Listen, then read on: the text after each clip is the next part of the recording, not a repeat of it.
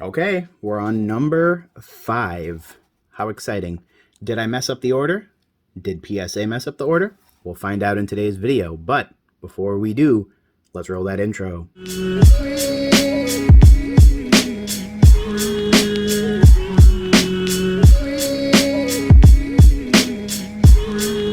Hey Gengar Gang, what is going on? My name is Ryan, this is the Analytic Gengar, and welcome to another video. In today's video, friends, PSA graded return number 5 of 15. We are 33% of the way there. I am excited. In case you missed it, I got a whole bunch of PSA cards back. I've been slowly running through them, so make sure to go check out the other videos, some of which will be linked below, and all of which can be found in the PSA graded return playlist here on the channel.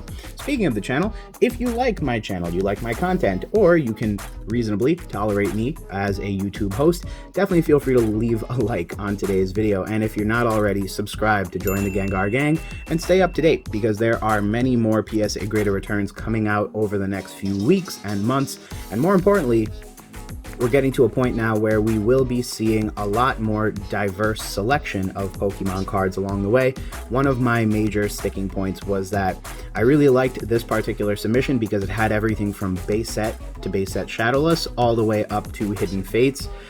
So there's a little bit of something for everyone in the submission, and I definitely do recommend checking out the videos, to see what you see and see if you like anything. But without further ado, friends, let us get started with card number uno. And here we have the Boss's Way, a reverse foil LC card. So a card from Rocket, if I'm remembering correctly. And one thing that I do note, a very Japanese manga style looking Giovanni, or presumably Giovanni, since it was Rocket. So one of those cards has a really nice touch of history to it. Here we have the Pokemon Trader. The one thing that I do know for a fact about today's video, because I am kind of going into it blind a little bit, in as much as I don't quite know what cards we have or what cards we don't have, but one of the things I do know for a fact is that there are always, I usually do my best to order the cards. And so what you'll find is that if we're already at card 100, that means this is likely towards the end of the legendary collection set of cards that I had graded. Obviously, last video was all reverse foil legendary collections cards, so it wouldn't really surprise me if that's true here. Here's a card that I know a lot of people love, Slowpoke. Why people love this card? I mean, I get it, yet at the same time, it's kind of lost on me at times. The simplicity of the card, I think, is a main draw. I know tons of people, Slowpoke is their favorite Pokemon. And hey, to each his or her own. For me, I think it's a dope artwork. It kind of vaguely reminds me of like grade school and like something we'd see in like a storybook of sorts. So I know for a fact that Slowpoke has a really nice place in a lot of people's hearts, and I think that's super dope. It's also cool because Slowpoke and Psyduck got an alternate art in a relatively modern set, so that's also nice. Just nice to see that Pokemon acknowledges that. Here's a Pokemon that triggers my nostalgia. Don't know why in particular, but Sandshrew, and particularly this card and the Sand Slash, both I can like vaguely remember either pulling them or looking at them, something of the nature.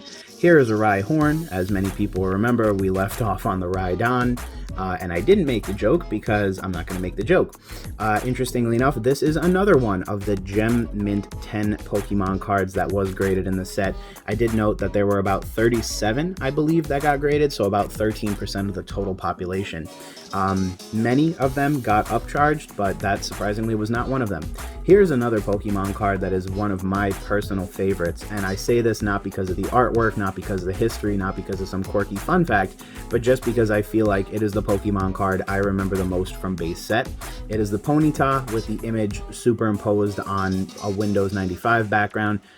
Really classic stuff. Like, I don't know how you quite disassociate those memories from like nostalgia from the 90s, and especially if you were born back then, or you know, were adult enough to remember from back then, it's one of those things you simply don't forget.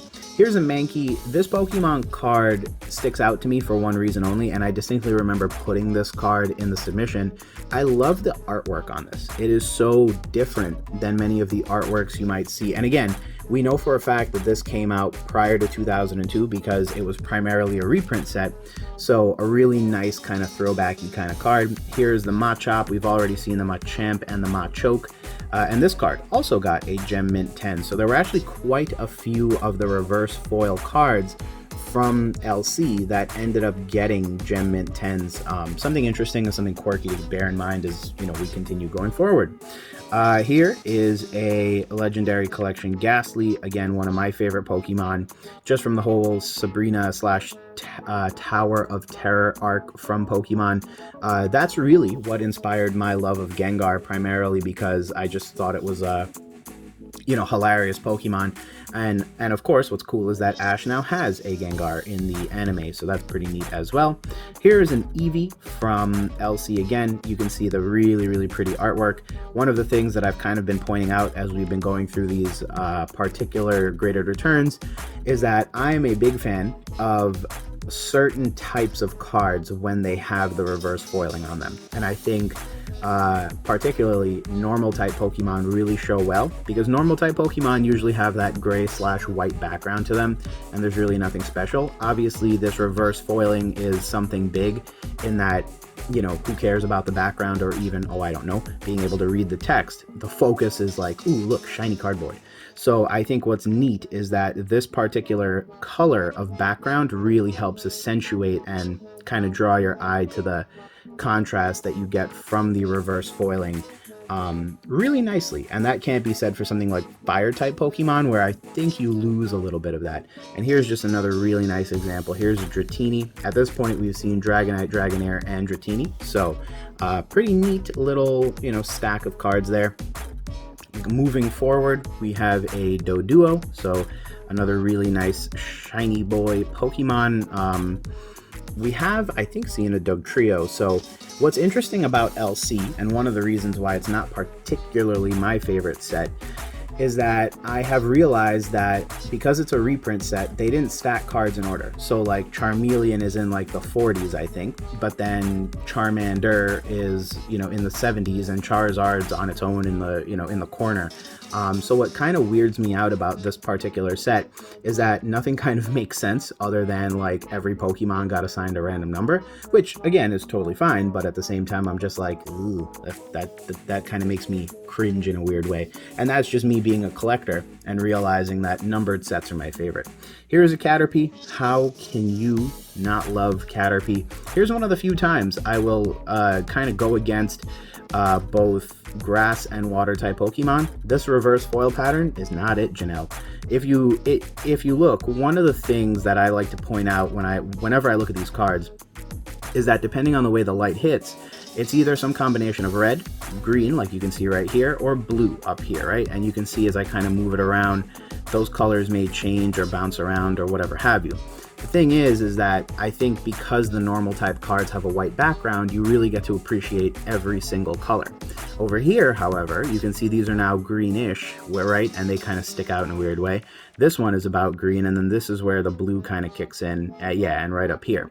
So it can be tough to appreciate all the colors on this card when one of the colors is sort of embedded in the background. And I think that is why at times I'm not always the biggest fan of specific cards from this set, because in reality, you know, they do have some sort of conflicting colors to them. And you can see here the blue is kind of down at the Bulbasaur, right around where Leech Seed is, right down here, and then you can see up here it's kind of weird, and now it's like red as I like rotate it slightly.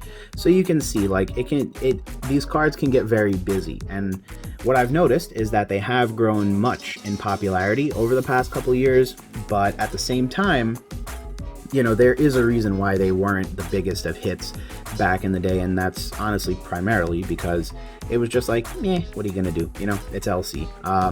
And obviously I am happy that they have aged very well, because that means this PSA graded return has aged very well. However, like I said, Elsie, not my favorite. And here is a card that you might actually recall.